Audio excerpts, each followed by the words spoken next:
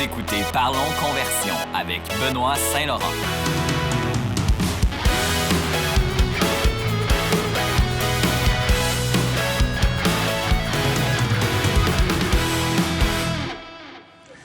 Bonjour et bienvenue à un nouvel épisode de Parlons Conversion. C'est le deuxième épisode aujourd'hui sur la thématique Google Ads qui prend de plus en plus d'importance aujourd'hui en 2021 et dans quelques jours à peine, 2022, notamment à cause des problèmes que rencontre la plateforme Facebook Ads avec iOS 14. Je pense qu'on en a parlé ici au podcast, puis je pense que c'est pas mal le sujet de l'heure un peu partout. Donc, l'autre dernier épisode, je suis toujours en fait, d'ailleurs en direct de Balneario Camboriú, comme on peut le voir si vous me voyez en ce moment sur YouTube. Beau coin, il fait beau aujourd'hui, c'est le fun. Mais là, je suis bien content d'être ici pour parler de Google Ads. Mon nouveau cheval de bataille, on pourrait dire. Je fais toujours encore beaucoup de Facebook Ads, mais je vois que Google prend de plus en plus d'importance. Puis c'est pour ça qu'on fait une série de 3 épisodes aussi sur le sujet. Fait que là, dans le fond, au dernier épisode, on a parlé de Google AdWords. Plus précisément, Google Search, en fait, c'est comme ça que ça s'appelle aujourd'hui. C'est quand même un peu le début, on pourrait dire, de Google Ads. Comme je l'expliquais auparavant, c'est les mots-clés et tout le kit. Aujourd'hui, on va parler de l'étoile montante sur Google, sur la plateforme Google Ads. Puis je parle bien sûr de Google Shopping. Ça, c'est c'est l'étoile montante pour plusieurs raisons. Puis ça, je vais vous expliquer ça aujourd'hui. Mais là, ce qui est le fun aujourd'hui, c'est que j'ai un bon ami à moi, Jordan, un autre nomade digital, qui, comme moi, est consultant en marketing web. Lui, il se spécialise en publicité web aussi. Jordan fait beaucoup de Facebook Ads, il fait beaucoup de Google Ads, il fait beaucoup d'un peu là, de Pinterest Ads aussi, je pense que notamment. En fait, l'entrevue elle a déjà été enregistrée, donc je peux déjà vous dire d'avance qu'on a vraiment de quoi de solide. On donne des bons trucs.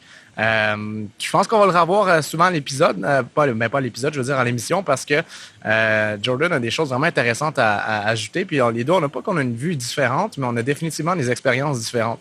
À la the end of the day, c'est sûr que les bonnes pratiques se ressemblent souvent, mais c'est ça qui est le fun avec Jordan aussi, c'est qu'il a travaillé longtemps dans une grosse agence en France, puis il a eu la chance, grâce à ça, de travailler sur des comptes ultra énormes, ce qui fait en sorte qu'il a pu tester des stratégies. Puis, quand tu as beaucoup de jus à tester, bien, à ce moment-là, c'est sûr que tu as une bonne idée rapidement de qu'est-ce qui marche et qu'est-ce qui marche pas. Là, aujourd'hui, Jordan est à son compte. Il fait pas mal la même chose qu'avant, mais dans le fond, de son côté. Fait que c'est ça, j'ai rencontré Jordan par l'entremise de Ambroise Debray, que vous connaissez si vous avez écouté l'épisode, le cher nomade, notre Yoda des Digital Nomades. On s'est tous rencontrés au Portugal. Puis justement, c'est ça, quand on s'était rencontrés, c'était on parlait de Google Shopping autour de des bonnes sangria, puis du bon poulet grillé. Puis à un moment donné, ça m'a toujours resté en tête. Je me suis dit, ça serait pas pire de l'avoir à l'émission. Il connaît vraiment ses affaires, lui. Donc, c'est ça, plutôt que faire l'épisode tout seul, je me suis dit que ce serait plus intéressant d'avoir un autre pro avec nous autres pour discuter du sujet. Puis, on va pouvoir aller plus profond dans certains termes, dans certaines expériences, etc. Mais avant d'appeler Jordan, je vais faire une petite, ou plutôt vraiment de plugger l'émission parce que je l'ai déjà appelé. Je vais vous faire une petite mise en situation de qu'est-ce que c'est réellement Google Shopping. Google Shopping, ça a été fondé en 2002. Croyez-le ou non, ça fait vraiment longtemps. Même moi, je le savais pas, pour vous dire bien honnêtement, quand j'ai commencé à faire mes recherches avant l'épisode, j'étais un peu surpris. Mais quand ça a commencé, par contre, ça s'appelait pas Shopping, ça s'appelait Frugal. Eh boy, heureusement, ils ont changé le nom en 2007 pour Google Product Search. Mais Frugal, une chance qu'ils ont changé le nom. C'est comme un mélange, je ne sais plus c'est trop quoi, mais pour moi, ça sonne comme une maladie, en tout cas. Ça a été changé en 2007 pour Google Product Search. Initialement, c'était un service gratuit, en fait. Product Search, c'était un petit peu comme un service non monétarisé, c'est ça, qui permettait, dans le fond, aux gens de comparer différents prix de produits en ligne. Un peu comme le Skyscanner des avions quand vous achetez des vols aujourd'hui, ou bien Expedia, vous voyez ça de même un petit peu. Il n'y avait pas vraiment de coût pour utiliser la plateforme ou pour y être affiché. Dans le fond, c'était un service gratuit sur Google. Mais là, en 2012, les choses ont commencé à changer un petit peu parce que la philosophie du géant de Google, ça a un petit peu changé pour des raisons économiques. Là, c'est devenu un avantage, un pay-to-play. Exactement comme sur AdWords, où dans le fond, tu mets de l'argent sur les mots-clés puis ça va te permettre de te positionner en fonction de ça. C'est vraiment la même logique qu'AdWords, en fait, où c'est des enchères. Donc, ton coût par clic va dépendre notamment de la compétition que tu as sur la plateforme, sur un paquet d'autres trucs du genre. Puis c'est ça, enfin, c'est vraiment en 2012 que le virage s'est fait. Puis à travers le temps, Google a commencé à donner davantage de place sur son moteur de recherche à Google Shopping. Tu n'avais pas juste à aller dans l'onglet Shopping, mais vraiment, même sur le moteur de recherche, la page principale, quand tu fais une recherche, c'était déjà là-dessus. C'est ça c'est ce qui fait en sorte que ça a donné beaucoup de valeur sur la plateforme de publicité. Ça, c'est sûr et certain. Même que je dirais aujourd'hui, là, facilement, c'est beaucoup plus puissant que AdWords, surtout si vous vendez des produits. Parce que lorsque quelqu'un va taper, par exemple, phone strap, un X nombre de souliers, whatever, qu'est-ce que vous vendez, en plus de vous positionner vraiment, souvent, c'est assez souvent sur la première page, ou du moins là, dans les premiers résultats de recherche, mais on voit une image avec le prix affiché. C'est pas juste un site web qui dit « Hey, on vend ces souliers-là, venez visiter notre site web ». Ça demande à l'utilisateur une étape de plus, de cliquer puis de se rendre. Puis les gens en ligne sont quand même assez paresseux.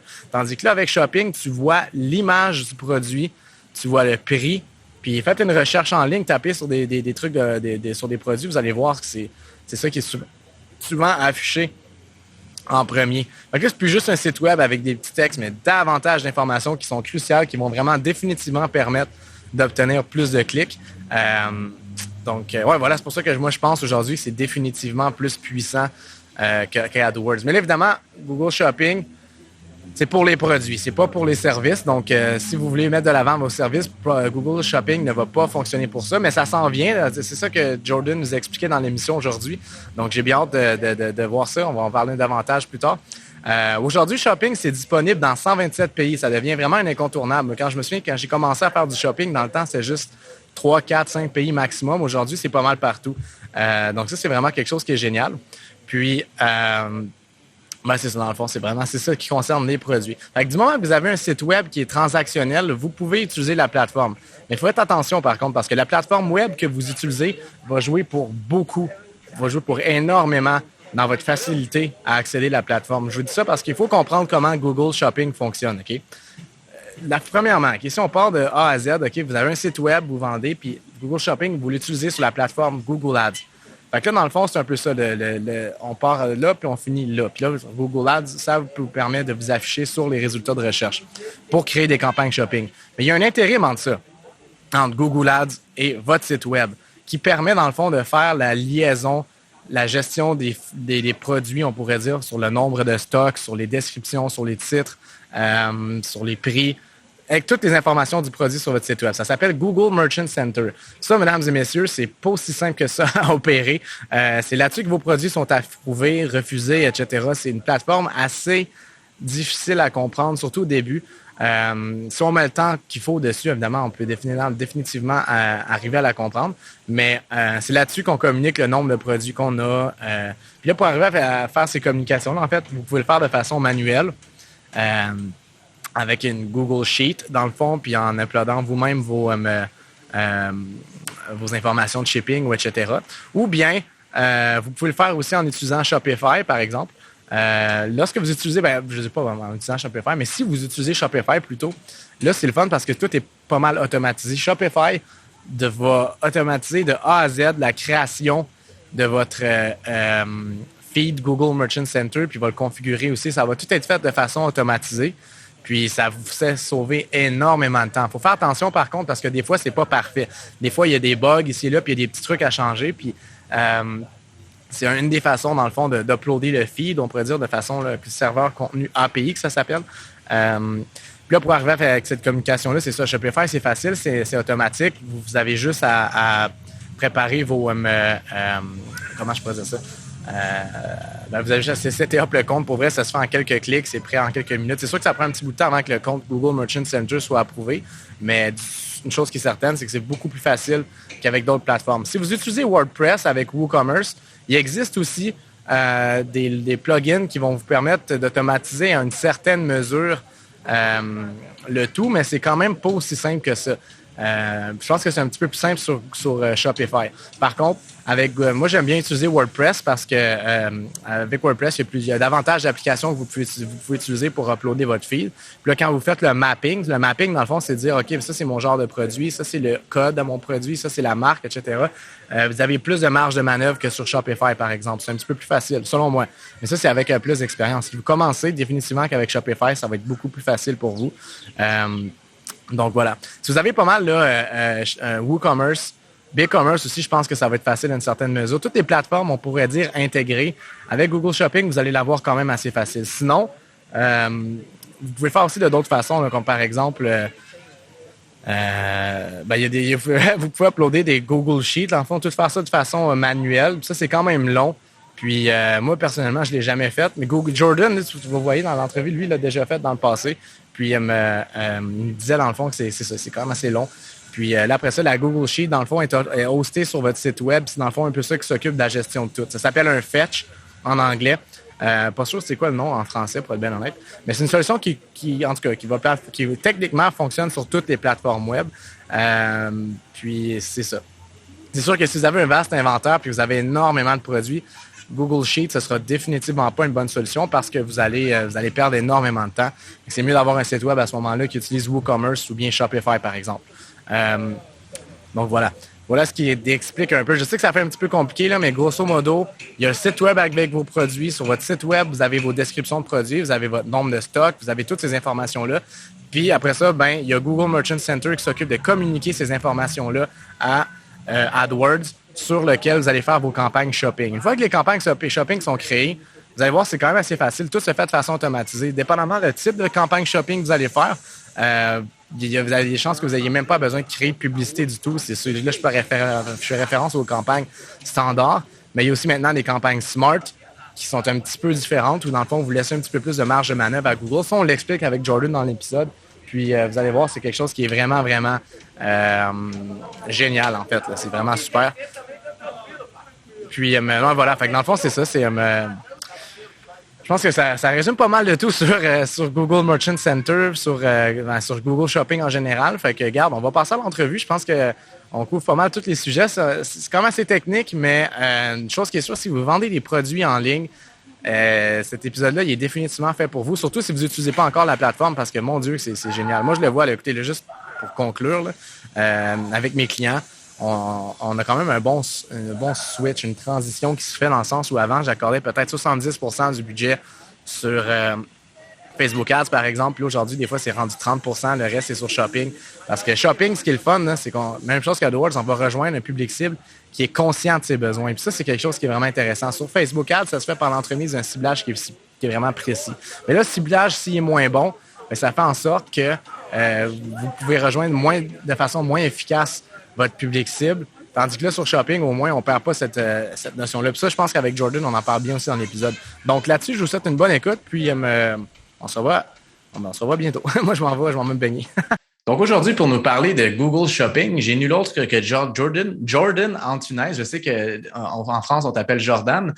Jordan, c'est un spécialiste en publicité web comme moi aussi. En fait, on a beaucoup de choses en commun. Les deux, on est consultants à notre compte. Les deux, on est des nomades digitales. Et les deux, on se retrouve au Brésil présentement. Moi, je suis dans le sud, dans l'État de Santa Catarina. Jordan, lui, est dans un endroit un petit peu plus chaud, à Rio de Janeiro. Jordan, comment ça va aujourd'hui? Ben, écoute, ça va très, très bien, et toi, Benoît?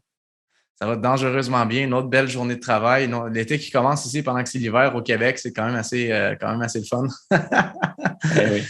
Dis-moi, Jordan, tu as habité au Québec, toi, hein, avant qu'on commence à parler de shopping? Ouais. J'ai habité 3-4 mois à Québec, ville, et j'ai habité 6 mois à Montréal. 6 mois à Montréal, OK. Lequel que tu as préféré? Ouais. Montréal. Montréal, parce qu'effectivement, j'ai passé l'hiver en fait à Québec-Ville, donc c'est un peu moins sexy que l'été à Montréal, quoi. Définitivement. Puis Jordan, parle-moi un petit peu de ton parcours parce que c'était quand même intéressant. Tu as travaillé longtemps dans une agence, une grosse agence en France. Explique-nous ça un petit peu. Ouais, très bien. Effectivement, en fait, j'ai commencé en fait la publicité un peu par hasard en fait. À la base, je cherchais un stage de fin d'études. Et je cherchais un stage qui me permettait d'apprendre un métier que je pouvais faire en voyageant. Parce que je savais que je voulais voyager et j'avais besoin de gagner ma vie. Et je savais pas forcément quoi faire. Et puis, c'est un petit peu arrivé de nulle part, en fait, cette proposition de stage. Et du coup, je l'ai pris. Et en fait, pendant 6 mois, c'était un peu les 6 premiers mois de l'agence en même temps, en fait. L'agence était vraiment toute nouvelle. On était 3 dans l'agence. Wow. Et effectivement, en fait, j'ai un peu appris sur le tas. C'était en été 2017. Okay. Et Et du coup, j'ai appris Facebook et Google. Donc à la base, à l'époque, en tout cas, c'était bon, ça l'est toujours les deux plus grosses, mais à l'époque, il n'y avait pas forcément d'autres leviers. Et du coup, j'ai appris sur le tas. Les clients sont arrivés via l'agence. Moi, j'étais en stage. L'entreprise commençait à se développer. Et à la fin de mon stage, donc au bout des 6 mois, j'ai décidé en fait que c'est un truc qui m'a plu en fait. J'ai tout de suite accroché en fait avec le côté ads, le côté performance. Et du coup, je me suis lancé à mon compte.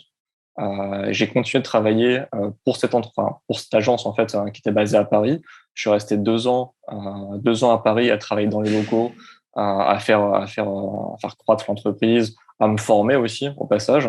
Et au bout de 2 ans, j'ai décidé de partir à l'étranger. Donc j'ai continué de travailler pour cette entreprise depuis l'étranger jusqu'au mois de mars 2000 de cette année, jusqu'au mois de mars 2021. Et j'ai complètement du coup coupé avec l'agent 4 ans plus tard finalement pour me mettre 100% à mon compte. Et voilà. Wow, 4 ans quand même, c'est un bon bout de temps. J'imagine que ça t'a permis, d'un côté positif, j'imagine que ça t'a permis de travailler sur des très gros comptes, ce qui t'a donné, j'imagine, une grosse expérience qu'aujourd'hui tu peux utiliser pour tes clients actuels, j'imagine. Ouais, c'est ça. En fait, je pense que l'intérêt pour moi d'avoir toujours un pied dans l'agence, pourquoi je l'ai gardé pendant aussi longtemps, c'est qu'effectivement, en fait, ça m'a permis d'apprendre beaucoup de choses sur des thématiques complètement différentes. Ça, que tu avais le client qui avait ses 500 euros par jour sur Facebook, et tu avais le client qui arrivait juste derrière et qui avait 200 000 euros à mettre sur un mois. Donc, il investissait en 3-4 jours, ce que l'autre investissait en 2 ans.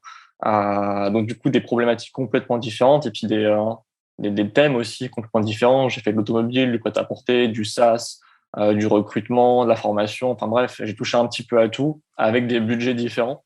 Et ça, c'était super intéressant du coup de pouvoir avoir cette chance en fait de toucher à tellement de comptes et avoir accès à tellement de données que t'as pas forcément quand tu es en freelance. Tu as accès à ton portefeuille client, ok. Tu connais 3-4 comptes par-ci par-là. Tu vois, entre nous par exemple, on pourrait se partager des tips. Ou tu connais toujours quelqu'un qui connaît quelqu'un qui a un compte Google Ads, donc tu jettes un œil, mais tu n'as pas accès à 350 comptes comme on peut l'avoir en agence. Ça, c'était quand même un luxe pour des benchmarks, etc. C'était quand même assez intéressant. Intéressant. Puis maintenant que tu es à ton compte, j'imagine que préfères-tu la formule ou comment tu trouves ça? C'est complètement différent en fait dans le sens où là je suis vraiment, on va dire, maître de mon travail. J'ai plus forcément des obligations de réunion ou de présentation de PowerPoint, etc., qui sont assez chronophages et qui finalement au bout d'un moment sont pas forcément très stimulantes. Donc effectivement, je préfère clairement être à mon compte et avoir vraiment mon temps libre et d'organiser mon travail comme je le veux. Je trouve que j'ai fait suffisamment d'agences en fait, au bout de 4 ans pour avoir compris comment ça fonctionnait. J'avais fait un petit peu le tour. Du coup, l'idée, c'était vraiment de concentrer un peu plus sur moi et puis de profiter un peu du lifestyle aussi qu'on a en tant que digital nomade. Notamment avec le Covid aussi, ça a pas mal, forcément, pas mal un peu bougé les normes. Donc voilà, c'était un peu l'idée de faire un peu une pause de ce rythme agence qui est assez infernal, mine de rien, pour reprendre un peu du temps pour moi. Puis dis-moi donc, ça fait quand même un petit bout de temps que tu fais de la pub web toi aussi, puis tu as vu ça aussi changer pas mal. Tu as dit quelque chose d'intéressant il y a quelques minutes par rapport aux plateformes de publicité. Tu sais, avant, il y avait vraiment les deux gros joueurs, tu as Facebook, tu as Google. Puis là, aujourd'hui, tu me dirais que tu travailles sur combien de plateformes? Quelles sont-elles? Wow. Ouais, à l'époque, je sais qu'on faisait je dis on, mais je faisais que du Facebook et du Google. Quand on se dit Facebook, du coup, c'est Facebook et Instagram, puisque c'est la même plateforme. Du coup, c'est Meta maintenant, c'est plus Facebook. Et Google. Et c'est vrai que maintenant, pareil, je fais toujours Facebook, Instagram et Google, LinkedIn, Twitter, Snapchat, Pinterest, TikTok, un petit peu tout ce qui va être native, Criteo, Outbrain, de manière plus ponctuelle. C'est un petit peu moins demandé. Je fais du Never Ads aussi. C'est très particulier. C'est pour la Corée du Sud. C'est l'équivalent de Google, mais en Corée du Sud. D'accord. C'est très spécial pour le coup. Et assez compliqué dans le sens où, franchement, je maîtrise pas la langue. Mais voilà, ça doit faire, 7-8 plateformes, Pinterest, Snap, TikTok, Facebook, tout cas réseaux sociaux, en fait. Réseaux sociaux. Et après, Google, Microsoft, Apple Search aussi, pour les applications. Pas mal de trucs, finalement. Parlant de Google, justement, vu qu'aujourd'hui, c'est ça un peu notre sujet de l'heure, c'est Google Shopping. Moi, de mon côté, puis j'imagine que tu pourrais sûrement confirmer de ton côté. Moi, quand j'ai commencé à faire du Google Ads, shopping, c'est relativement pas nouveau parce que ça fait quand même un bout de temps que ça existe, je pense, depuis 2012 qu'ils sont monétarisés, mais c'était pas super populaire dans le sens où Ouais. moi, quand j'ai commencé du Google, là, c'était vraiment le Search Ads, ça s'appelait AdWords, puis c'est vraiment là-dedans qu'il fallait se diriger. Mais là, à travers le temps, shopping est devenu vraiment énormément populaire, puis j'ai vraiment vu une grosse montée, surtout dans les dernières années, exponentielle. Est-ce que c'est le cas pour toi aussi avec tes clients? Ouais, c'est un petit peu similaire. En fait, je pense que c'était aussi une volonté de Google de pousser différents outils. On l'a vu avec Shopping, on l'a vu avec d'autres outils, d'autres types de campagnes qui le poussent de plus en plus. Google, c'est plus que les mots-clés maintenant. C'est YouTube, c'est Display, c'est Shopping, c'est Discovery, les campagnes Performance Max aussi qui ont été lancées il y a peu de temps.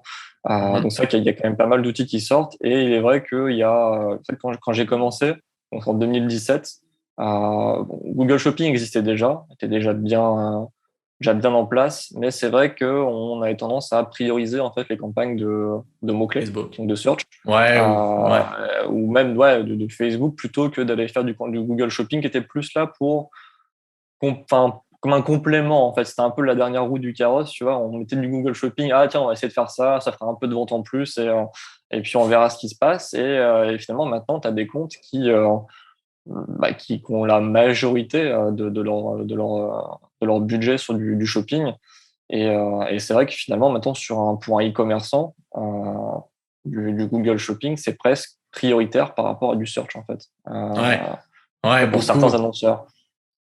Surtout peut-être moins pour du service, évidemment, parce que les entreprises de service ne peuvent pas s'afficher sur Google Shopping, mais effectivement, Google, c'est l'impression que j'ai aussi, ils ont donné énormément de place à Shopping dans les dernières années. Puis ça fait du sens parce que, tu sais, on voit l'image, on voit le prix, ce qui fait quand même pas mal de sens. Mais dis donc, tu sais, ça a l'air simple, on parle, OK, quelqu'un va taper un mot-clé, mettons soulier Adidas, puis après ça, il va voir les différents souliers. Mais selon toi, est-ce que Google Shopping, c'est-tu fait pour monsieur, madame, tout le monde? Est-ce que c'est quelque chose qui est simple ou bien c'est mieux d'engager une agence pour créer son compte Google Shopping puis mettre les campagnes en ligne, d'après toi? Alors, je dirais que Google Shopping, ça reste un peu plus facile, à mon sens, à maîtriser que de l'achat de mots-clés. Ah oui? Il y a moins je trouve qu'il y a il y a moins de choses à gérer, que les termes de recherche à exclure, encore que, bon, on a encore sur les campagnes shopping classiques, sur les smart shopping, c'est plus le cas. On va y revenir, j'imagine, un peu plus tard.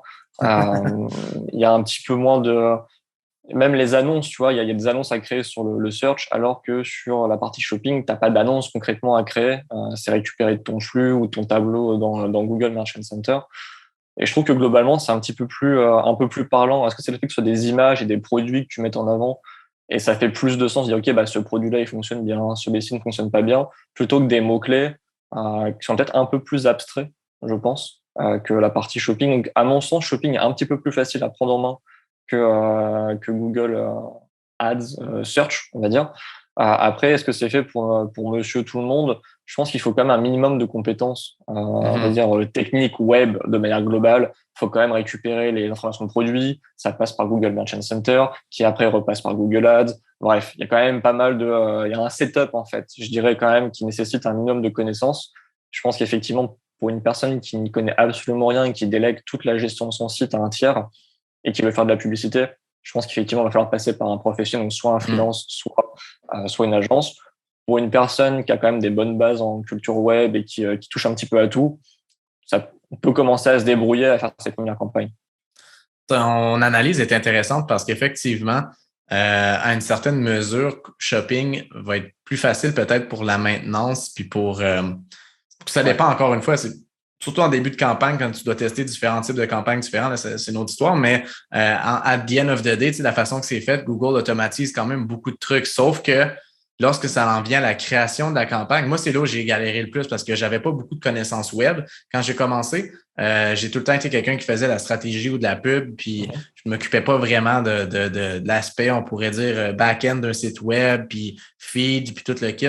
Puis je me suis vraiment fait chier au début. J'ai vraiment eu de la misère, tu sais, à comprendre Google Merchant Center, un feed, là, tu sais, pour faire la transmission entre le site web puis Google Ads, quel type de feed il faut choisir, les avantages, les désavantages de chacun. J'ai vraiment eu de la misère. Je trouve que Ceux qui, mettons, se lancent au début puis qui veulent faire du Google Shopping puis qui n'ont pas beaucoup on pourrait dire, de capacité technique, je pense que s'ils prennent Shopify, d'après moi, c'est leur meilleure solution parce qu'après ça, avec les autres, ils sont un peu foutus, n'est-ce pas? Ouais, c'est que Shopify simplifie quand même grandement via les applications, enfin les API qui connectent directement avec Google Merchant Center. C'est vrai que ça simplifie énormément le travail. Après, c'est pas forcément parfait non plus. En termes de qualité, de qualité de flux, il y a quand même pas mal de retraitements à faire derrière. Les titres qui sont pas forcément très très bons, ou alors il manque une information super importante dans le flux. Donc c'est vrai qu'il y a quand même c'est pas parfait, mais c'est vrai que ça reste quand même du coup super simple en quelques clics. La connexion elle est faite, quoi. Ça y est, c'est fait. Donc c'est vrai que Shopify a quand même bien simplifié, je trouve, l'accès à Shopping via ses API. C'est intéressant ce que tu dis par rapport aux optimisations à faire. Je vais revenir là-dessus tantôt. J'ai une couple de questions pour toi. Je pense que on va pouvoir définitivement bien échanger là-dessus. Dis-moi donc, toi, par rapport à Google Shopping, on a un petit peu parlé, mais est-ce que tu as vu un gros changement dans les dernières années, surtout, mettons, dans la dernière année? Dans la dernière année, peut-être, finalement, peut-être moins. Les deux dernières années, peut-être. Ouais, j'ai vu un vrai changement, je pense, en début 2019, si je dis pas de bêtises, où vraiment les campagnes Smart Shopping ont vraiment commencé à être adoptées. Donc c'était soit c'est même arrivé fin 2018, si je dis pas de bêtises, et ça a vraiment commencé à être adopté premier semestre 2019 par la majorité des lanceurs. Et c'est vrai que ça quand même c'est un énorme changement sur plein d'aspects, sur le plan gestion, parce qu'effectivement une campagne Smart Shopping c'est un seul groupe d'annonces. Donc, ça simplifie quand même énormément la tâche. Aucun mot-clé, aucun terme de recherche qui ressort. Du coup, aucun terme de recherche à exclure. Concrètement, on peut même pas exclure de liste de mots-clés de ces campagnes. C'est quand même assez incroyable. Donc ça, c'est assez black box et ça déplaît quand même à beaucoup d'annonceurs. Le fait d'avoir aucune information et de laisser complètement Google, en fait, gérer ça. Ça reste quand même assez problématique. Exact. En revanche, ce qui est assez intéressant sur les campagnes Smart Shopping, là, c'est un retour assez positif que j'ai sur ces campagnes-là, c'est le volume que ça va chercher en plus des campagnes shopping manuelles. C'est-à-dire que je me rappelle toujours d'une cliente qui était à l'époque, quand j'étais en agence, mon plus gros client Google Ads, qui investit, qui investissait, maintenant j'en sais rien, autour de 120 000 euros par mois de Google Ads, et principalement sur shopping. Et effectivement, en fait, on était en shopping manuel. Et on comprenait pas, on commençait un petit peu à perdre des parts, en fait. On perdait des parts de voix sur shopping. Et on comprenait pas pourquoi. Et en fait, c'est que la concurrence était déjà passée au smart shopping, en fait. Et nous, on était toujours avec nos campagnes shopping manuelles. Et la cliente était assez réticente à vouloir passer. Non, on va perturber le compte. Si je perds une journée ou deux, c'est déjà trop dramatique. T'imagines, c'était 20 ou 30 000 euros qui partent en une semaine. Donc, ça peut être problématique. Et finalement, on a fait le switch. On a fait le switch courant mars-avril 2019. Et là, on a pris 25-30% de volume en plus, juste en passant sur des smart shopping, avec un stop complètement similaire en fait à ce qu'on avait avant, ou très similaire à ce qu'on avait avant, mais en smart shopping. C'est vrai que la smart shopping a vraiment permis de pousser en fait le volume. Alors après, on ne sait pas forcément, est-ce que ce sont des requêtes de gens qui tapent le nom de la marque, aux gens qui retapent un mot-clé générique. Ça reste effectivement dans le flou plus total. Mais en tout cas, on a quand même vu un chiffre d'affaires boosté au global sur son site au moment où on est passé en smart shopping. Donc, il y a quand même un effet global, un effet de levier d'un point de vue macro sur son e-commerce. Elle avait quand même un chiffre d'affaires boosté et une rentabilité qui était toujours au rendez-vous. Donc ça, c'est vraiment le plus gros changement que j'ai eu sur le shopping. Et le deuxième, c'est arrivé aussi que c'est reparti, c'est les campagnes showcase. qui sont arrivées quasiment aussi qu'elles sont reparties. Qui était assez particulière, qui diffusait en fait principalement que sur mobile, sur un emplacement qui reste encore à jour assez flou, et qui investissait que pour certains types de produits. Donc là, par exemple, du prêt-à-porter, ça marchait super bien. Enfin, super bien. C'était à peu près 10% du volume qu'on faisait en shopping, on arrivait à le faire en showcase. Donc, on investissait 60 000 euros en shopping, on arrivait à investir 6-7 000 euros en showcase. Et là, depuis quelques mois, les showcases ont disparu. Elles n'existent même plus. Elles sont intégrées en fait dans les smart shopping maintenant. Donc je dirais que c'est les deux gros changements qu'il y a eu dans les dernières années, c'est vraiment les smart shopping, les showcases qui sont arrivés, qui sont repartis, Et après, je dirais que c'est les campagnes YouTube qui intègrent maintenant aussi les flux produits shopping, Ouais. qui est quand même bien mis en avant par Google, qui essaie de développer Ouais. ce produit, et de faire adopter ce produit qui est YouTube, qui marche globalement assez bien après quelques tests et après quand même un certain niveau d'investissement. Effectivement, on retrouve quand même du shopping sur YouTube qui marchait bien à l'époque. C'était True View for Shopping, je crois, si je dis pas de bêtises. Et maintenant, avec un flux qui se fait du coup en dessous la vidéo, on peut voir effectivement les différents produits qu'on peut choisir d'ailleurs au passage, qui s'affichent en dessous, donc assez intéressant aussi. Donc voilà, je dirais que les nouveautés shopping, c'est à peu près ça, quoi. Ouais, c'est bien vu. C'est vrai, j'avais complètement oublié pour Showcase. Tu vois, je l'avais essayé pour quelques clients. Nous autres, ça n'avait pas tant fonctionné. Je me suis dit, je vais laisser faire. Mais c'est vrai, avec Shopping, moi, j'ai l'impression que les campagnes Smart, lorsque ça s'est vraiment démocratisé, c'est que dans le temps, quand je faisais du shopping puis on commençait, pour faire du Smart Shopping, c'était relativement nouveau. Il fallait au moins, je pense, un minimum de conversion. Je me souviens plus si c'était 50 ou c'était 200, mais ça prenait un nombre minimum de conversion dans le compte avant que Google puisse te laisser partir des campagnes Smart. Là, aujourd'hui, tu peux le faire n'importe quand. C'est quand même assez spécial parce que ça démontre à quel point que leur algorithme d'intelligence artificielle est vraiment puissant. Puis comme tu l'as dit, je pense que c'est vraiment ça qui on pourrait dire qui détermine, pas qui détermine, mais qui définit bien les campagnes shopping, c'est que tu vas avoir plus de volume.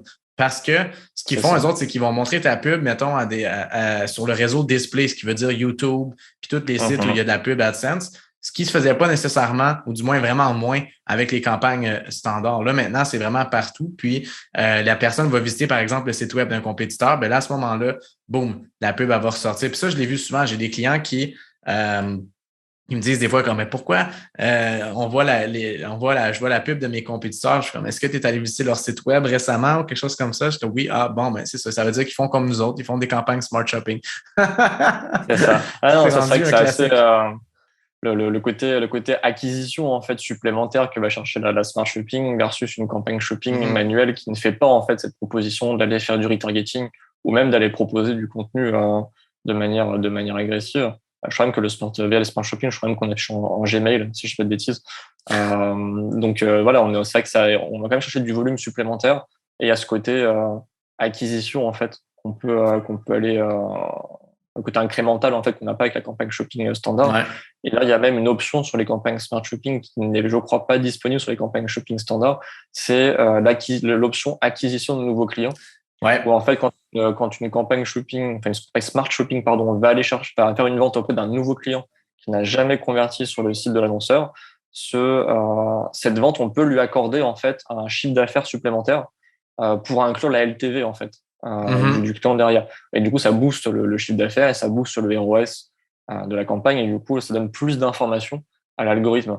Ça, c'est quand même super intéressant pour des clients qui ont un énorme réachat ou qui ont une LTV qui est assez importante. De pouvoir avoir cette option-là, c'est plutôt bon. Ouais, c'est vrai parce que tu vois, moi, je pense à un client particulier. Le problème qu'on avait, c'était que notre campagne Smart était vraiment axée sur, puis c'était avant que l'option arrive en place.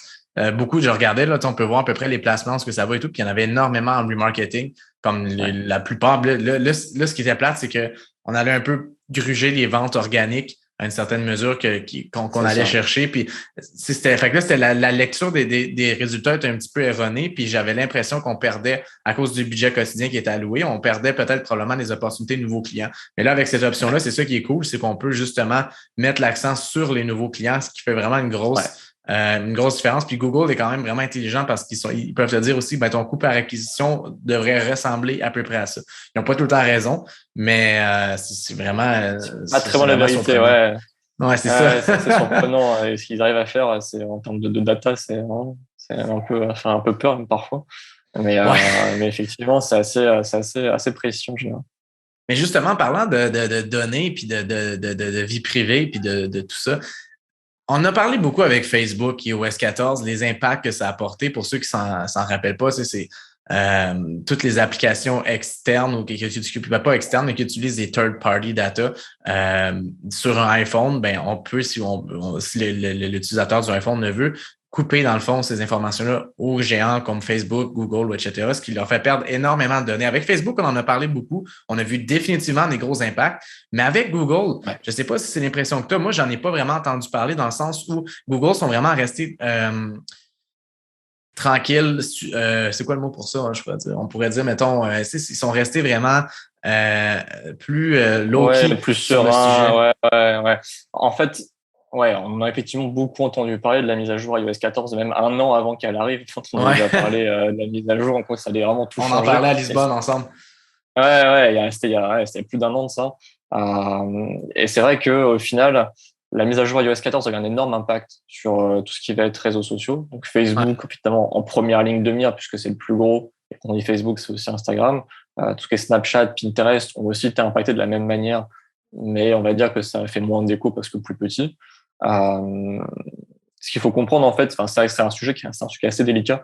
Ce qu'il faut comprendre en fait, c'est ce qui a bloqué Apple via la mise à jour iOS 14, c'est en fait les données third data en fait. C'est vraiment ça en fait qui était vraiment l'objectif de protéger l'utilisateur à ce niveau-là.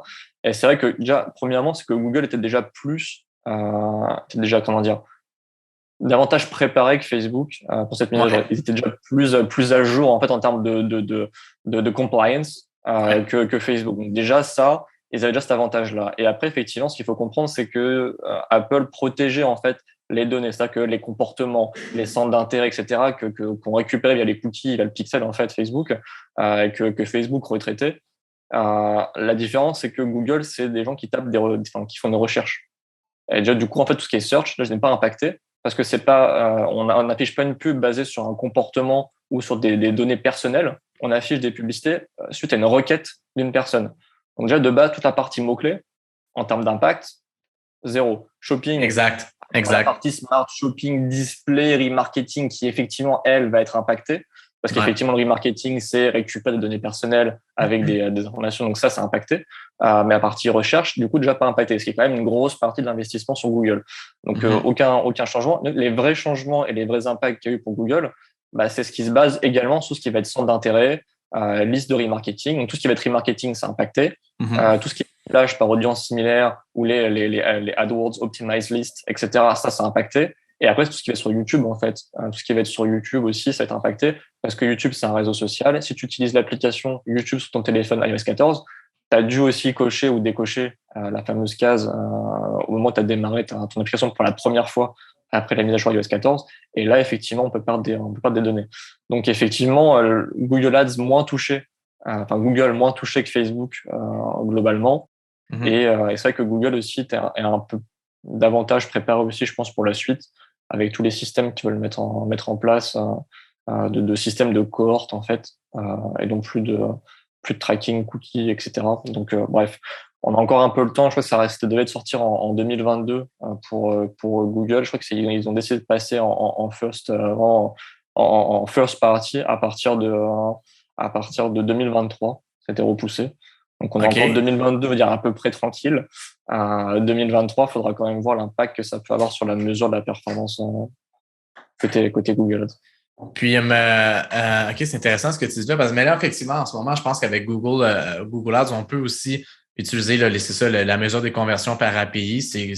L'installation est quand même je la trouve plus compliquée que sur Facebook, même à une certaine mesure, parce qu'avec Facebook, on dirait qu'ils ont vraiment facilité le tout. Mais avec Google, j'étais comme un peu, les instructions sont un petit peu mélangeantes. Mais pour être bien honnête, il y a des clients pour qui on ne l'a pas mis en place, puis on n'a vu aucune différence au niveau des stats. Puis on s'était dit, OK, bon, on va attendre, on va regarder ce que ça va donner, puis on va voir. Mais je pense que tu as mis le doigt sur le nerf de la guerre, c'est que sur Google Ads, c'est plus comme du inbound advertising, on pourrait dire, tandis que sur Facebook, c'est vraiment basé sur le profilage, sur les données qui sont disponibles. Mais c'est fou, là, on pourrait faire un autre épisode un moment donné là-dessus, là, sur les répercussions, là, mais avec Facebook, c'est ridicule. Là, comme dans le temps, j'avais des audiences lookalike qui performaient en malade, coût par clic super bas. C'était tout le temps les audiences les plus performantes. Puis là, aujourd'hui, c'est des coûts par clic qui sont super élevés, un taux de clic de merde, on ne comprend même pas pourquoi. Pourtant, tu sais, c'est les creatives qu'on utilise pour les pubs, les visuels et tout, sont pas mal similaires. C'est vraiment ça s'est pas fait du jour au lendemain, mais de façon un petit peu progressive. Mais vraiment, quand iOS 14 est entré, c'est vraiment là que ça a comme. Au début, c'était pas super, mais je sais pas. Après ça, ça s'est vraiment là, détérioré par rapport à tout ça. Ouais. Un vrai impact. D'ailleurs, qu'est-ce que tu préfères aujourd'hui entre, mettons, je te dis Google Shopping versus Facebook Ads et pourquoi?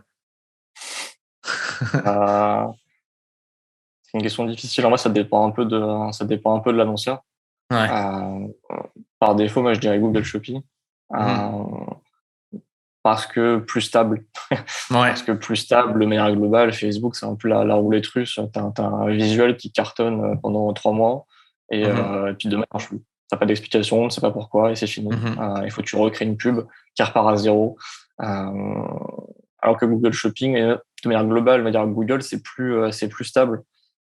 C'est plus stable que la partie que Facebook. Ouais. Et après, il y a peut-être aussi un peu moins de gestion en termes au quotidien, en termes d'optimisation. On passe le cachet, c'est un peu plus, donc c'est plus stable. Tu as moins de travail à faire dessus. Après, c'est un peu plus compliqué à scale dans le sens où Ouais. tu es limité par le volume de recherche. S'il n'y a pas plus de recherche sur ton produit ou les mots-clés associés à ton produit, tu vas être bloqué et tu vas pas pouvoir aller scaler à l'infini en fait ta Mhm. campagne. Alors que sur Facebook, tu peux scaler, tu as 7 milliards de personnes sur Terre, Mhm. tu peux y aller. Alors je sais pas combien sont connectés sur les réseaux méta, enfin Facebook, Instagram, mais techniquement tu peux aller chercher des prospects presque à l'infini en quelque sorte, dans le sens où si tu livres dans le monde entier avec ton e-commerce et que tu as un produit qui répond à tout le monde, bah, tout le monde est un potentiel client. Ouais. Alors qu'effectivement, sur Google, tu es limité à la personne qui fait sa recherche. Et si personne ne fait de recherche, bah, pas de vente. Donc, Ouais. plus stable, plus facile à commencer, je dirais, avec du Google. Mais ça, dans une optique de scaler sur des gros montants par la suite, Facebook peut être intéressant pour ça. Ouais.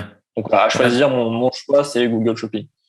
Ouais. Je pense que c'est fou à dire parce que moi, il y a peut-être 1 an et demi, 2 ans, peu importe, même j'aurais dit ah non, de loin Facebook, parce que moi, le truc de Google Merchant Center, puis tout le côté technique, ça me faisait vraiment chier, mais à la fin de la journée, ce que tu veux, c'est des résultats. Puis avec Shopping, pour pas tous mes clients, mais pour beaucoup de clients, j'ai vraiment vu un virage. Là, vraiment, là, ça a été, on mettait, mettons, 70% du budget dans Facebook Ads. Puis là, c'est rendu le contraire. C'est, mettons, 30% dans Facebook Ads, puis le reste dans Google Shopping. Ça s'est fait de façon quand même graduelle, mais j'ai vraiment vu un shift.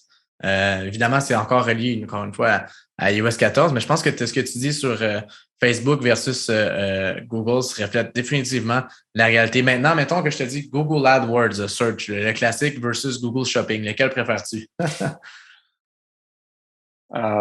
Dépend de l'annonceur. Si c'est Ouais. pas un e-commerçant de base, t'as pas le choix. Si c'est pas un e-commerçant, ce sera forcément Google Search mot-clé. Ouais. Euh, pour un annonceur e-commerçant,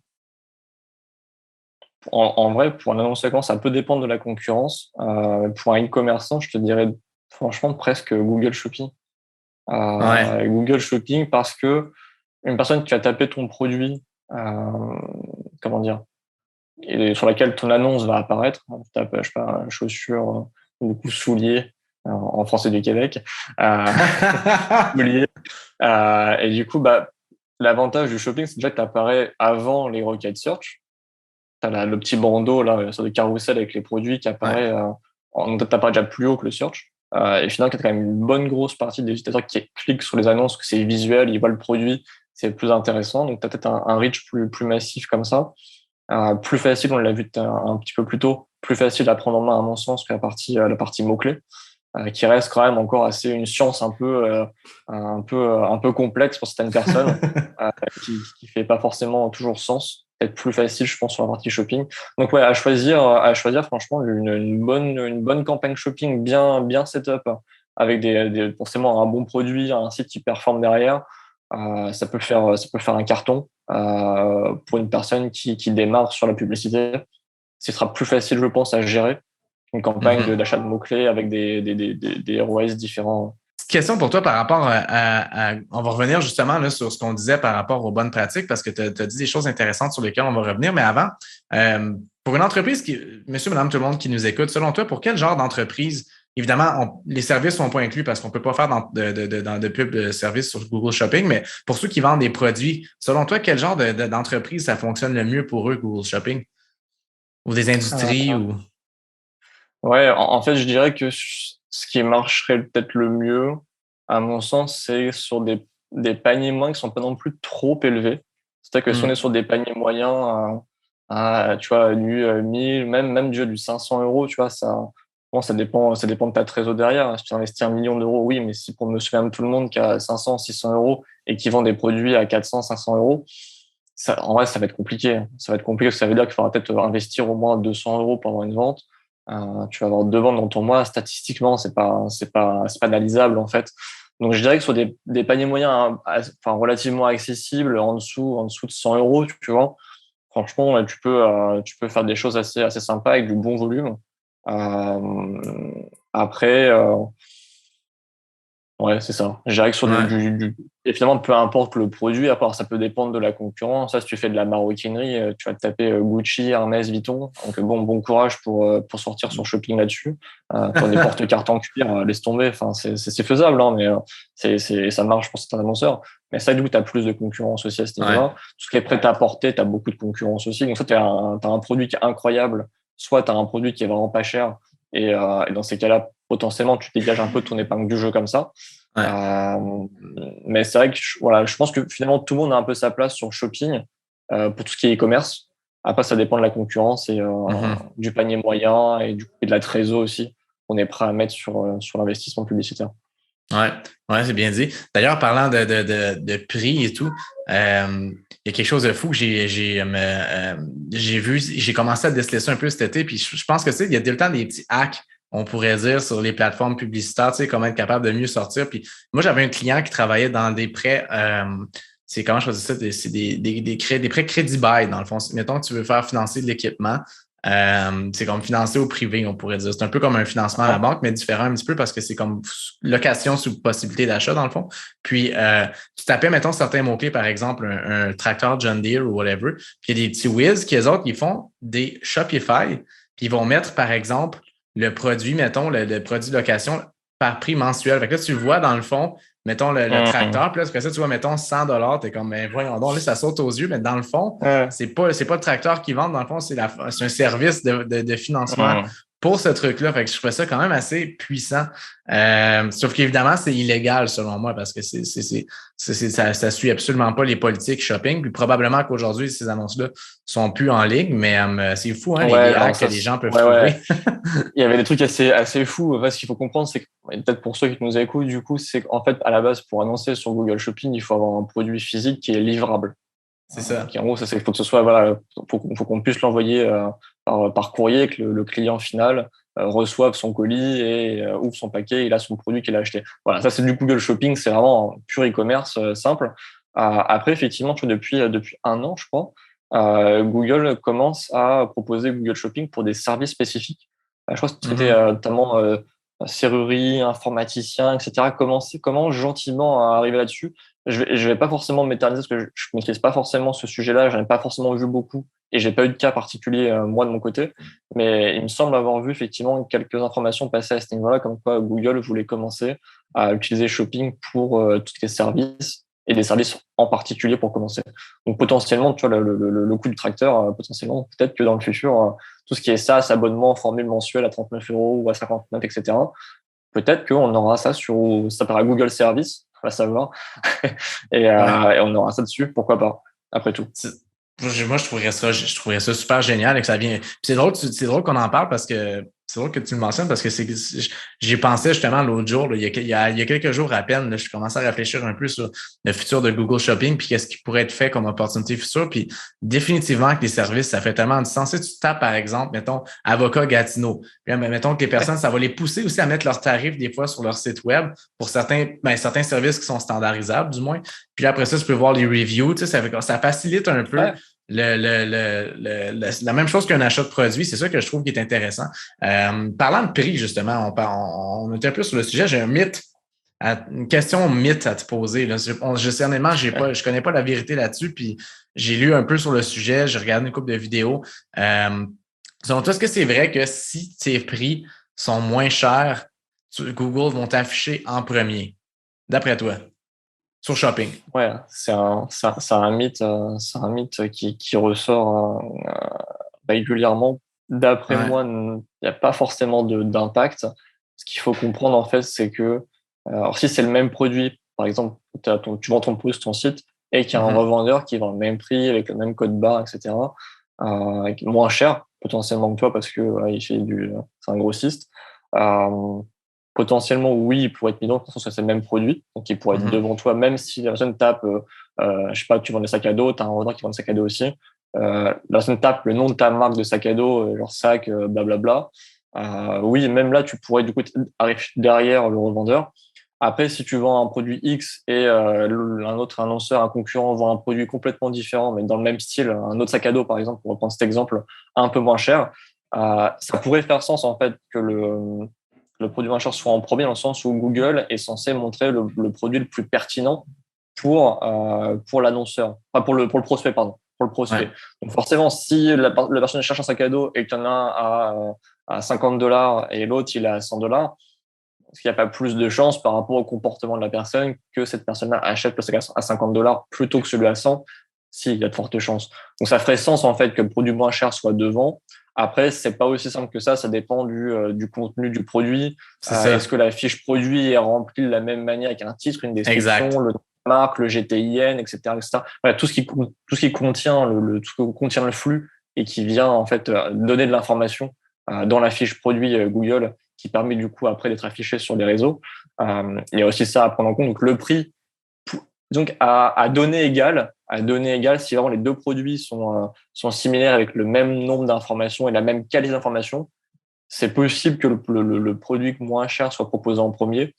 Mais après, c'est écrit nulle part que c'est une vérité absolue. Donc ça reste un mythe. Il n'y a aucun papier de Google qui dit oui, le produit en premier sera moins cher, sera affiché en premier. Donc ça, c'est vraiment un mythe. Je pense que c'est plus des fois des gens qui testent, qui disent le concurrent il est moins cher, il s'affiche en premier. C'est peut-être un coup de pas de chance le moment où tu as fait ta recherche. C'est ça, c'est ça. Bon. Moi, je suis 100% d'accord avec toi là-dessus. Là. Selon moi, tu pourrais pas dire mieux. Selon moi, c'est exactement ça. Ça va dépendre aussi des critères. Si les deux ont les mêmes critères, on pourrait dire en termes de tu sais, c'est ça, comme tu le dis, les titres, des images, etc. Peut-être, c'est un peu comme du SEO dans le sens où on peut pas vraiment avoir de réponse parfaite, mais on est quand même capable de prendre certains barèmes pour se dire, ben ça va jouer sur ton positionnement. Je pense que je vois ça un petit peu comme ça, mais définitivement que c'est un drôle de mythe, mais je pense que ce que tu dis, en tout cas, moi, je suis 100% d'accord avec toi là-dessus. Là, c'est quelque chose qui ça va pas juste dépendre du prix, c'est sûr et certain. Si le site web est nouveau, par exemple, il n'y a pas de trafic, ou tu sais, peut-être que le trafic sur le site web va jouer pour quelque chose aussi, who knows? Parce que peut-être que Google se dit, si lui, il y a plus de trafic sur son site, on va montrer un petit peu plus la pub parce que on le sait que les gens vont beaucoup sur le site web. Je sais pas. C'est ça aussi, ça pourrait être ça. C'est pas bête non plus. Il y a tellement de critères. Après, en fait, il faudrait demander à la personne qui a qu'à coder l'algorithme de lui demander. Il n'y a que lui qui a la réponse, en fait. Trouvons-le. Trouvons-le, c'est ça.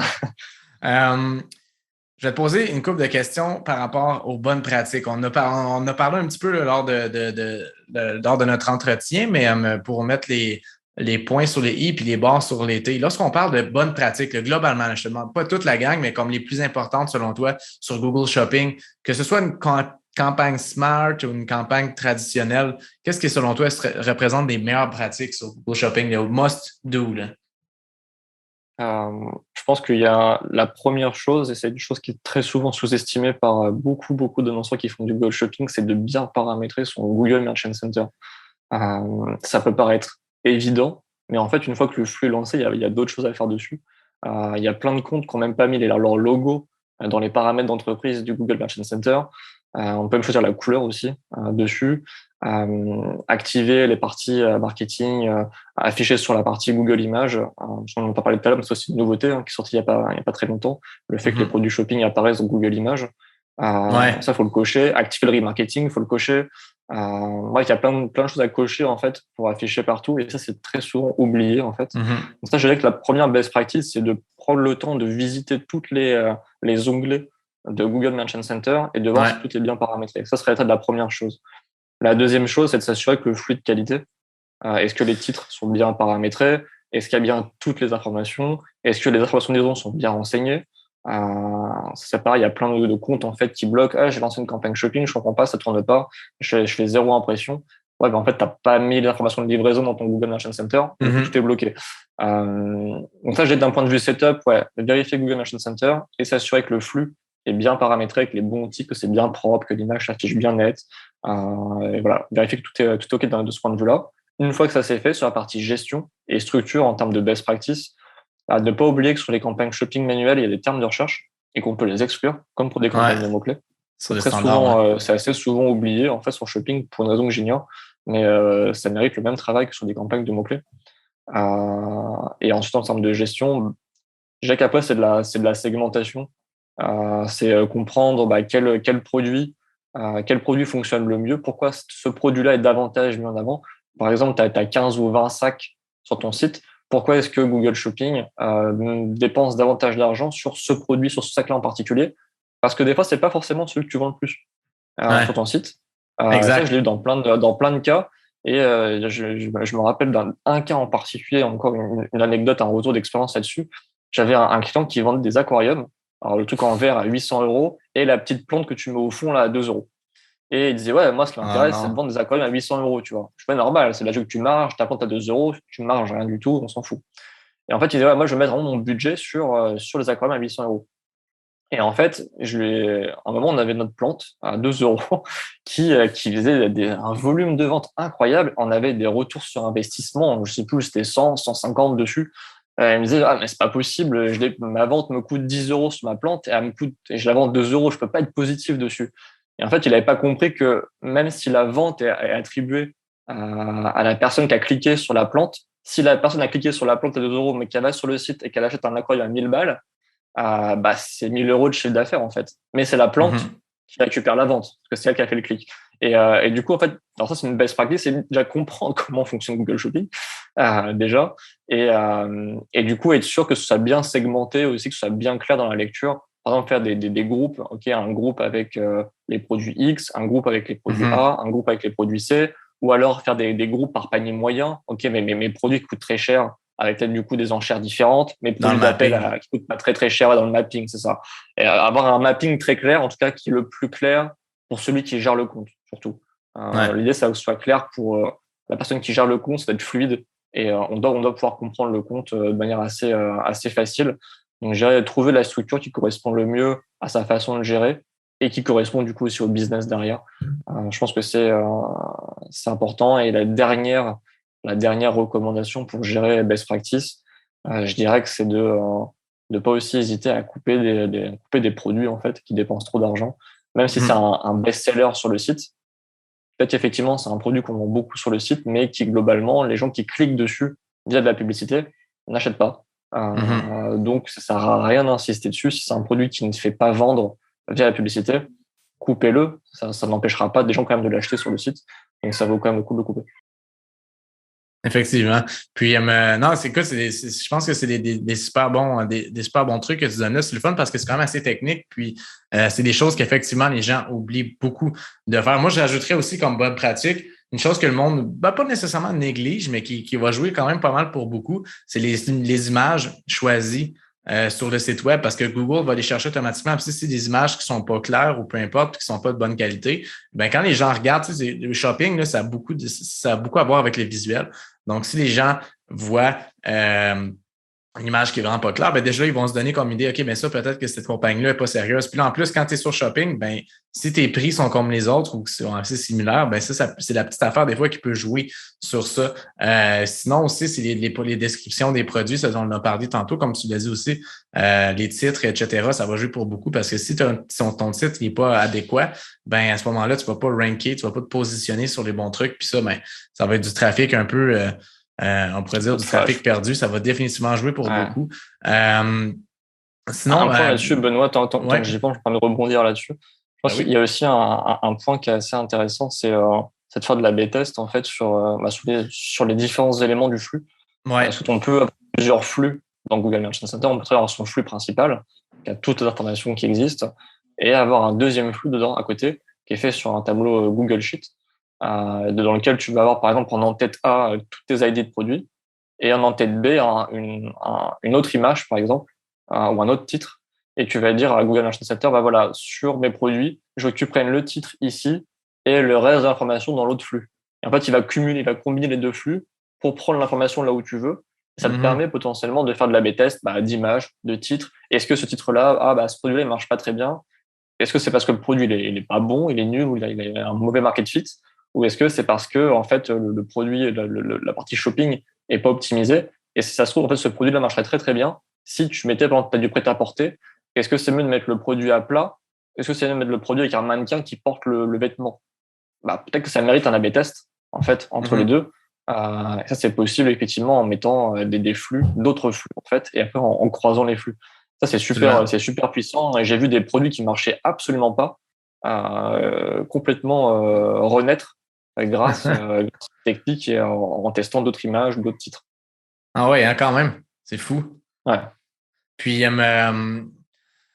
quand on parle de maintenance, tu sais, avec Google AdWords, en search, c'est facile. En maintenance, on va aller regarder les termes de recherche, on va mettre des mots-clés négatifs, on va regarder les coûts par clic, on va s'assurer de ce qu'on est c'est quoi notre position moyenne, etc. Sur Shopping, c'est un petit peu la même chose selon toi? Comment ça se passe de ton côté? Surtout, une campagne smart, surtout comme on l'a dit tantôt, c'est difficile de vraiment faire une maintenance, mais il y a quand même certains trucs qu'on peut faire, définitivement. Toi, c'est quoi que tu fais généralement?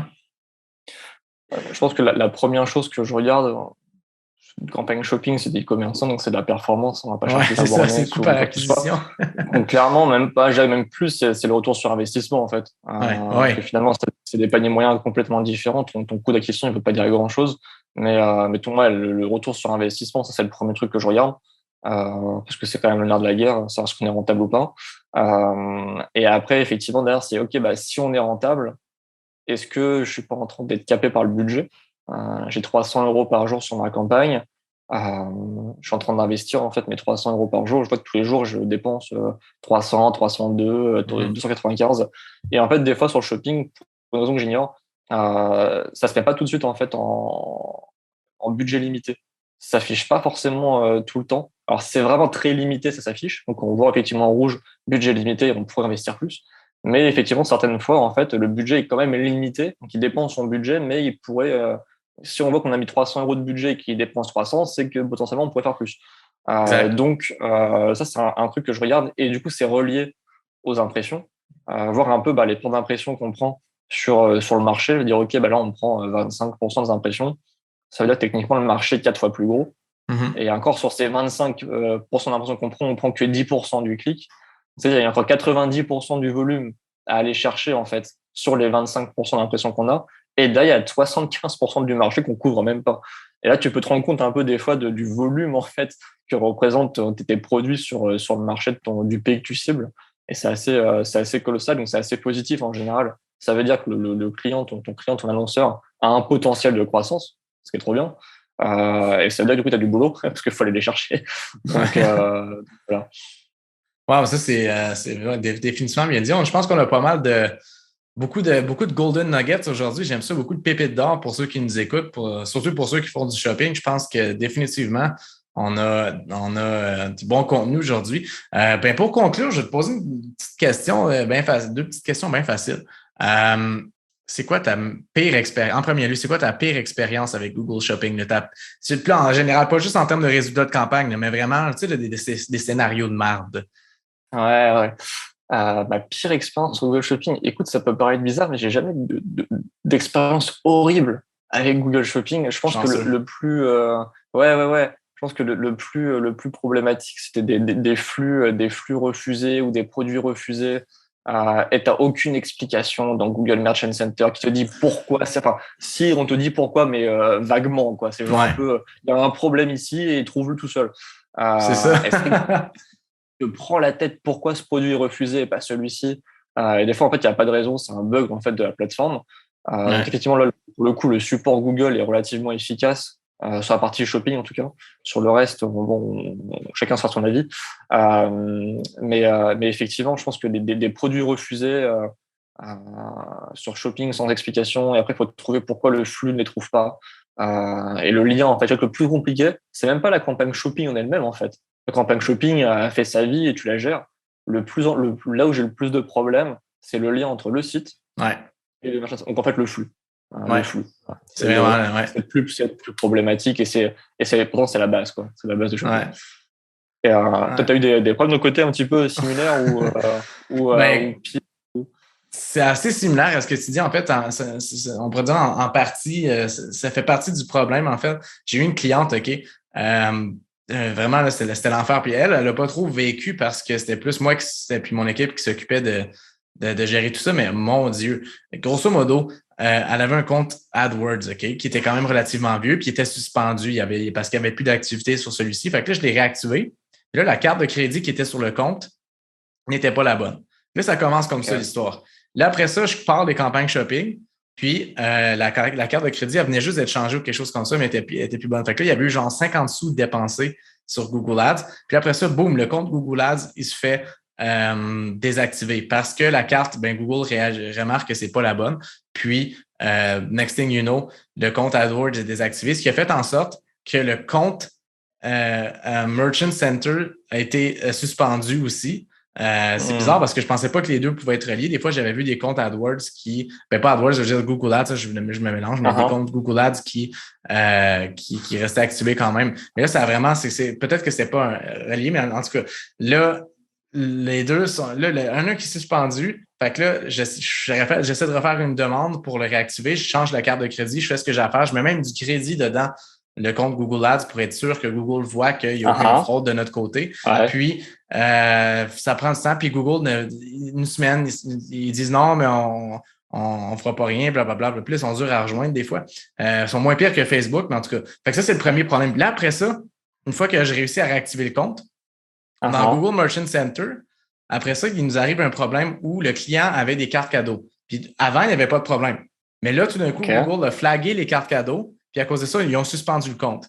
Puis après ça, c'était d'enlever les cartes cadeaux dans le Merchant Center. Puis c'est pas aussi facile parce que tu vois les produits dans le Merchant Center, tu peux, si tu veux, les déliter, mais ils vont revenir quand le flux va se régénérer. Puis ça, je ne savais pas au début. Fait que là, finalement, ce qui s'est passé, c'est que j'ai enlevé les cartes cadeaux, le flux s'est régénéré. Puis après ça, quand j'avais fait ma demande d'appeal, on pourrait dire, ma demande de révision à Google, une révision manuelle, les autres, ils m'ont dit, non, c'est toujours refusé. Puis là, à cause de ça, vu que c'était la deuxième fois, le compte était sur cool down parce qu'ils mettent ton compte et après, deuxième refus, ils vont mettre ton compte en cool down pendant genre 6 jours. Fait que là, il fallait que j'attende un autre 6 jours avant de pouvoir refaire la requête, ce qui m'a donné le temps de trouver comment retirer les menaces. C'est même pas fini. C'est ça le pire, c'est même pas fini. Là, après ça, pendant ce temps-là, le compte Google Ads, pour une raison particulière, ils veulent toujours pas le réactiver. Fait que là, on a créé un autre compte Google Ads avec presque pas mal les mêmes trucs qu'on a relié avec le Merchant Center qui était un peu suspendu. Puis là, une fois que le Merchant Center, j'avais réglé le problème des cartes cadeaux, on l'a réactivé. Ça a pris en une journée, il s'est désactivé encore une fois pour je ne sais même pas quelle raison. Puis là, encore une fois, là c'était rendu tellement problématique que j'ai laissé faire le compte Merchant Center, je l'ai désactivé puis j'en ai réactivé un autre. J'en ai recréé un autre. Puis en vrai, des fois, c'est là, on est correct. Des fois, il va mieux repartir à zéro. Tu donnes le temps que tu as perdu à cause de 3 cadeaux, à cause de 3 cartes cadeaux. Quoi. Des trucs que souvent ton client ne met même pas à vendre ou quasiment jamais vendre. C'est ça. Ce qui est fou, c'est que je regarde des comptes de mes clients, de d'autres, on ne dira pas trop fort, mais ils ont des cartes cadeaux sur leur site web, je les vois sur le flux, puis il n'y a pas de problème. C'est vraiment aléatoire, on pourrait dire. Puis avec ce client-là, une fois que les cartes cadeaux étaient disparues, après ça, il y avait d'autres. Je veux dire, Google trouvait d'autres problèmes ici là. J'avais l'impression que le compte était flagué puis il ne voulait plus pantoute rien faire avec. C'est comme tu dis, c'est mieux d'en repartir un autre dans ce temps-là. Mais j'ai perdu 3 semaines. 3 semaines avant de pouvoir mettre des campagnes shopping en ligne. Ça m'a vraiment fatigué. Mais bon, ça, c'est une mauvaise expérience. Mais sinon, en conclusion, comme bonne expérience, comme un success hit, un hit and run. Success hit sur shopping. Je dirais que c'est peut-être un point que j'ai soulevé tout à l'heure. Je pense qu'effectivement, le passage de mon ancien client de shopping vers smart shopping, je pense que ça a été un vrai win sur ce client-là. Le fait d'être passé vraiment sur des campagnes smart shopping, ça a vraiment catapulté le compte, mais même le e-commerce en fait du client sur un autre niveau. Donc ça, j'ai vraiment vu une vraie différence. Moi, derrière, un énorme soulagement en termes de gestion, beaucoup plus simple à gérer, avec des ROAS qui suivent, et du coup, un scale beaucoup plus facile. Donc ça, je pense que c'est peut-être ma meilleure success story sur Google Shopping. Je pense que c'est ce client-là. Après, tu as d'autres success stories, tu vois, les tests, des tests que j'ai pu faire, et tu fais un A/B test d'un produit qui est censé très bien marcher, qui se vend très bien sur le site, mais qui ne marche pas pour une raison complètement inconnue sur Google Shopping. Tu changes un peu tu te dis, OK, il faut qu'on trouve une solution. Tu changes l'image ou le titre du produit. Et là, tu te rends compte que tu fais 10, 15, 20 ventes par jour. Tu fais, en fait, si j'avais su, je l'aurais fait plus tôt. Ouais, je sais pas, toi, de ton côté, si tu as des succès de story de ton côté aussi, j'imagine que oui.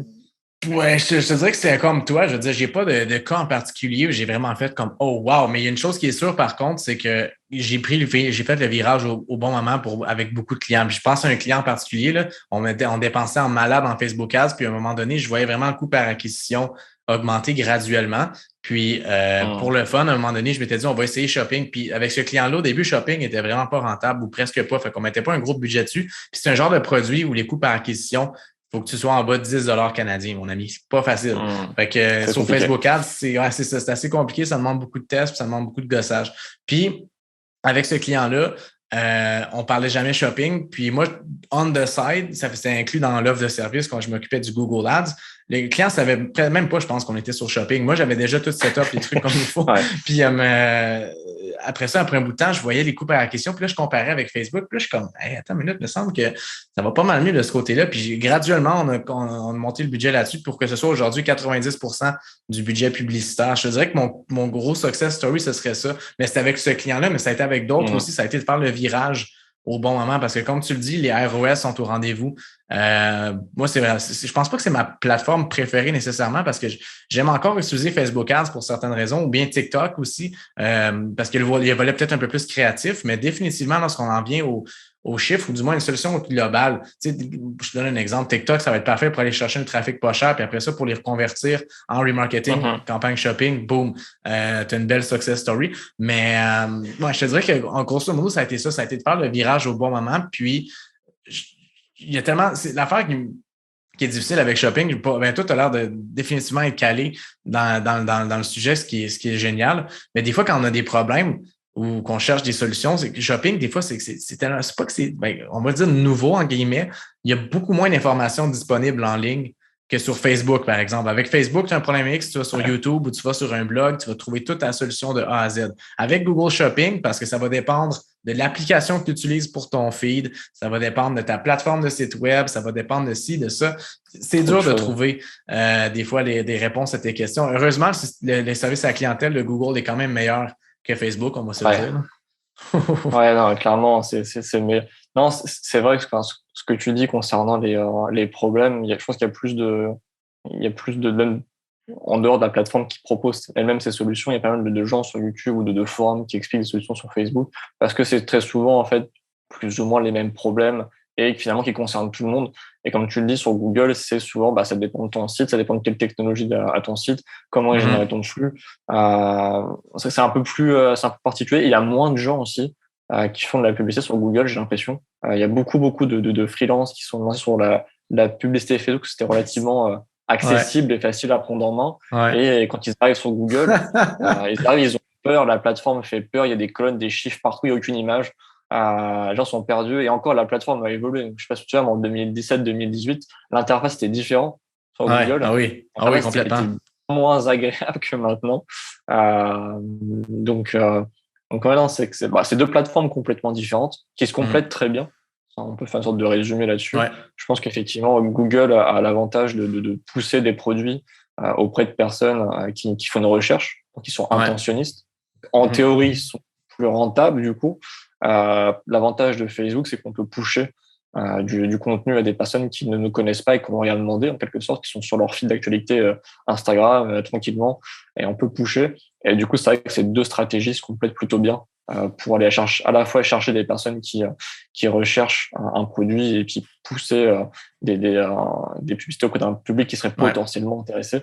Les deux fonctionnent bien et Shopping répond à la fois en remarketing via le display et puis à la fois en affichant les produits suite à une requête. Donc ça, Google Shopping, c'était l'idée du podcast, est un levier qui est quand même extrêmement efficace pour un e-commerce, à condition d'avoir effectivement respecté les bonnes pratiques, avoir tout bien clean, tout bien propre, bien paramétré.